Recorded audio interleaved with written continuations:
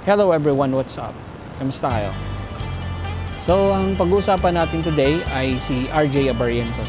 So, sa mga hindi po nakakaalam, si RJ Abarientos po ang pamangkin ni Flying A Johnny Abarientos. And siya rin po yung third overall draft pick ng Barangay Ginebra. And paano nga ba napunta si RJ Abarientos sa Ginebra? So, before the draft day, nagkaroon po ng blockbuster trade.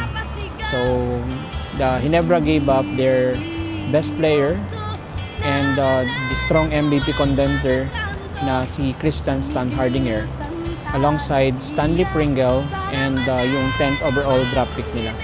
And in exchange kay Stephen Hope, yun yung naging Rookie of the Year, and Isaac Go, and yung 3rd overall draft pick. And then nakuha nga nila ay si RJ Abarientos. Si RJ Abarientos, ang unang laro niya ay sa Candon City, out of town, kalaban ng Rain or Shine. So, to make the long story short, natalo po ang Barangay Ginebra. And medyo pangit po yung performance ni RJ Abarientos. So, he just scored 2 points and 1 assist. So, yun lang. And yung field goal niya is 1 out of 15. And then 0 out of 8 naman sa 3 points and 0 out of 3 sa 4 points, which is actually napakapangit nga ng performance.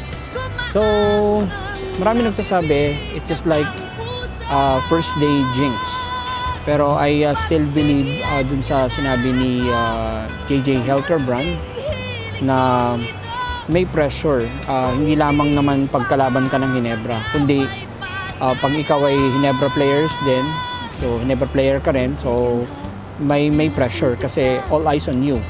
And especially Ginebra gave up their best players para lang makuha ka, tapos ganun pa yung magiging performance. So pero may nagtanggol kay RJ Abarientos, and yan ay walang iba kundi si Coach Yengyao. Sabi nga ni Coach Yengyao, you cannot judge him on his first game. And then sabi pa nga ni Yengyao ay he's still the best, he's still the talented and highly regarded player. So grabe yung definition ni Coach Yengyao. And totoo naman, hindi naman talaga may describe lang siya or ma-judge siya sa isang laro lang.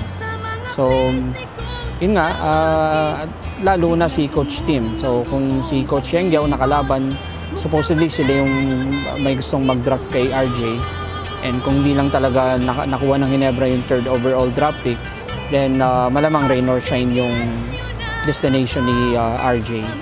And dun sa sinasabi nila na ba't ganun, pinag-aagawan pa nga ng mga coaches, pero ganun lang yung ipapakita.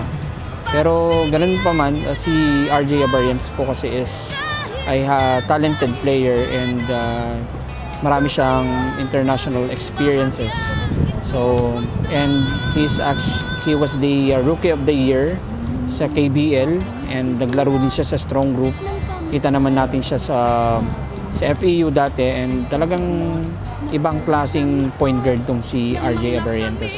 And knowing that ang kanyang mentor ngayon ay si LA Tenorio at saka si Scottie Thompson na parehas na mataas yung basketball IQ.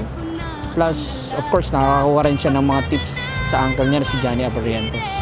So, technically, itong point guard na to is hindi lang first game ang pagbabasihan natin. So, maaaring siya yung maging Rookie of the Year. So, naniniwala ako dyan. And along the way, magiging MVP rin to si RJ Abarientos. So, hintayin lang natin yung pag-boom ng career niya. So, gradually, hintayin lang natin. And at the same time, they're running triangle offense. So, ang triangle offense ni Coach Tim, so yan yung magpapagaling sa kanya. So, hindi yung magaling siya na pumasok sa triangle offense. So, yung triangle offense, yun yung magpapagaling kay RJ Abarientos. So, katulad ni Johnny, so gumaling siya sa triangle offense, and yun nga, nag-MVP siya noong 1996, di ba? So, siya yung pinakamaliit na player, pero siya yung pinakamagaling na point guard. So, anyways, yun, naniniwala ako sa sinasabi JJ Helterbrand na yung pressure. So, siyempre, all eyes on you. So, bawal kang magkamali. Feeling mo, pag nagkamali ka is mababash ka. So, pero si RJ Abarientos, feeling ko hindi naman siya affected kasi may mga post nga sa social media na parang ang alat, parang ganun yung sinasabi niya sa mga games niya. And bawi siya next game. And ang nakakatakot dito kay RJ Abarientos is the coaching staff allowed RJ Abarientos to take 15 shots in 29 minutes. So, grabe yung mga tinira niya. Imagine kung pumasok lahat yan, di naka 40 points si Ron James. So, however, ganun talaga yung laro. May mga off night talaga. So, maintindihan ng mga players yan. So, pero along the way, makikita natin ang pagbawi ni Ron J. Abarientos. So, yun ang hintayin natin mga kabarangay. So, yun lang for now.